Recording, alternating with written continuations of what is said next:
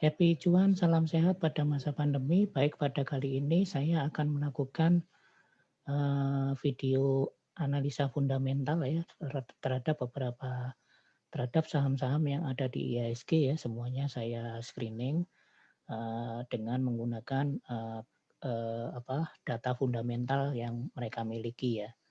Metode ini sangat cocok apabila kita mau men-screening saham ya, dan saham-saham ini sangat cocok untuk ditabung dalam jangka panjang ya. Seperti kita ketahui ya, ini beberapa kriteria yang saya tetapkan dan ini sesuai dengan merupakan dari saran dari yang terdapat dalam buku Benjamin Graham dan Warren Buffett ya. Beberapa yang pertama, saham-saham yang kriterianya bagus adalah saham yang market cap-nya itu di atas 20 triliun. Jadi termasuk big cap di sini ya. Jadi saham-saham yang small cap sama middle cap tidak akan lolos pada kriteria yang pertama ini. Ini saya menggunakan Stockbit Pro ya. Jadi Stockbit yang edisi Pro itu bisa berlangganan per bulannya, silakan dicek sendiri dia di webnya Stockbit ya. Saya tidak di-endorse oleh Stockbit ya. Di situ ada langganan per bulan maupun per tahun ya, berapa di situ. Atau kalau mau yang free lifetime seumur hidup, maka harus menjadi nasabah dari Sinar Mas Sekuritas ya, dengan deposit minimal 5 juta. Maka kita akan free lifetime. Nah, baik, kita lihat ya di situ market cap-nya saya tetapkan di situ 20 triliun maksimal ya. Jadi kalau yang di bawah tidak masuk. Atau kalau memang mau yang gratis itu bisa pakai free trial ya. Free trial selama 30 hari dengan mendaftarkan email kita. Jadi kalau bagi yang punya banyak email itu bisa free trial berkali-kali ya, atau memakai alamat email dari saudara atau teman itu bisa sampai 1 tahun penuh ya. Nah, seperti itu juga bisa. Baik, kemudian yang kriteria yang berikutnya yang saya tetapkan adalah return on equity ya, TTM, 10-12 month ya. Jadi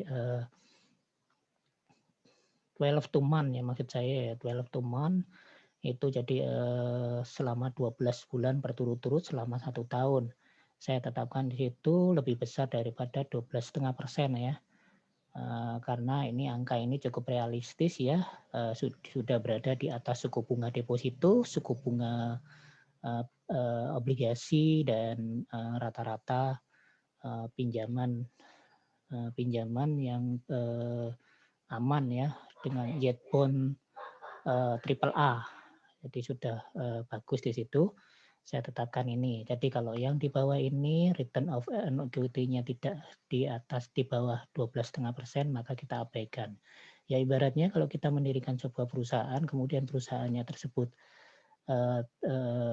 return yang dihasilkan tidak melebihi dari bunga deposito, ya untuk apa kita mendirikan perusahaan ya? Lebih baik uangnya kita taruh di deposito saja atau di obligasi ya. Nah itu, jadi itu alasan saya memilih return on equity-nya 12,5%. Kemudian debt to equity ratio, ini adalah rasio hutang ya. Rasio hutang itu yang ideal adalah kurang dari 1% ya. Atau rasio hutang terhadap equity itu tidak boleh melebihi dari 100% ya. Jadi minimal harus sama dengan equity yang dimiliki. Kalau lebih besar daripada equity yang dimiliki, maka perusahaan tersebut kategori tidak sehat. Sehingga saya memilih kriteria itu. Kemudian ini semakin kecil semakin baik ya. Kemudian revenue selama 3 tahun. Revenue pertumbuhannya ya, pertumbuhan selama 3 tahun. Saya ambil yang di atas angka inflasi di Indonesia ya, ditetapkan di situ 5%. Inflasi di Indonesia sekitar 3-4% ya. Nah, saya tetapkan di situ yang di atas 5%. Jadi kalau yang revenue-nya tidak kurang dari lebih kurang dari angka inflasi, tentunya juga tidak baik perusahaannya, sehingga tidak saya pilih. Kemudian yang berikutnya average net profit margin-nya. Saya lihat dulu ya, ini jangan tertampil dulu yang di bawahnya.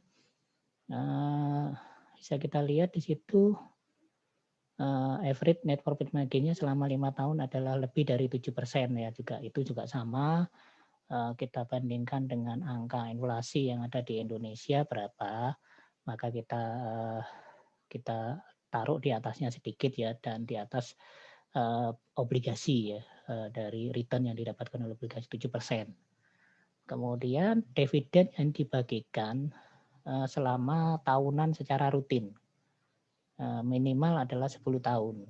Nah, kemudian dari kriteria-kriteria tersebut kita screening dan kita dapatkan ada saham-saham berikut ini ya, BBCA, HSI, UNTR, GGRM, MIOR, SCMA ya, Surya Citra, Media, ini SCTV ya, kemudian BTPA dan Ace Hardware.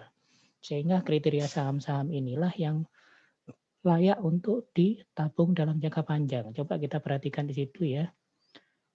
Yang paling tinggi adalah market cap-nya adalah BCA, ini ke bawah semakin rendah ya, jadi diikuti ASI, kemudian United Tractor, GGRM, MIOR, SCMA, PTBA, dan Ace Hardware. Kita lihat return on equity-nya semua di atas 12,5% ya. Bahkan MIOR ini sangat tinggi ya, 23%. Kemudian SCMA ini juga sangat tinggi dan Ace Hardware yang berikutnya. Kemudian angka hutangnya bisa kita lihat semuanya di bawah 0,1% ya, jadi sangat sehat.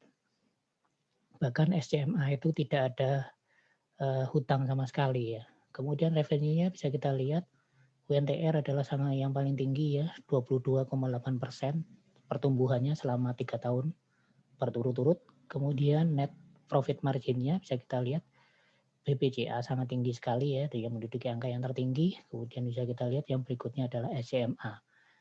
Lalu kalau kita lihat dividend streak-nya, nah ini bisa kita lihat hampir semuanya tidak putus membagikan selama 10 tahun berturut-turut. Sehingga ini cocok untuk kita koleksi atau kita tabung dalam jangka panjang. Lalu ada lagi satu kriteria ya yang saya lakukan, ini berdasarkan rumus yang sudah ada di di Stockbit Pro, Buffettology, SQ Sustainable Growth. Jadi pertumbuhannya yang bertumbuh terus ya berdasarkan metode Warren Buffett ya, Buffettology. Bisa kita lihat ternyata yang muncul adalah TGGA ya, tiga raksa ya. Ini adalah salah satu brand untuk consumer good. EPS growth-nya ini bisa kita lihat pertumbuhannya 13%-an, free cash flow-nya juga di angka 1 triliun ya. Kemudian juga long term debt-nya ya, pinjaman jangka panjangnya itu 12,89 miliar, kemudian net income-nya itu 474 miliar ya. Kemudian pertumbuhan harga selama 3 tahun terakhir itu ternyata tembus di 213%.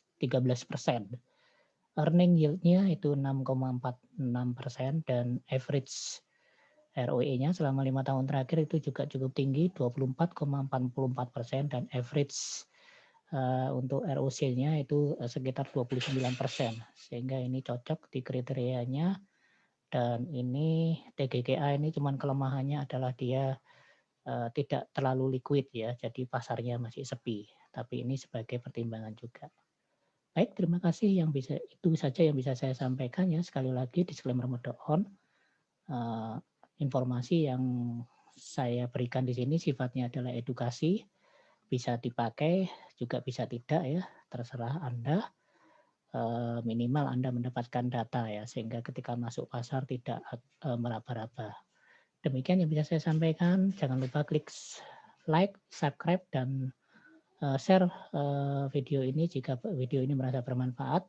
Karena subscribe Anda, like Anda akan menggairahkan saya untuk membuat video-video edukasi yang selanjutnya. Terima kasih. Salam cuan, salam sehat.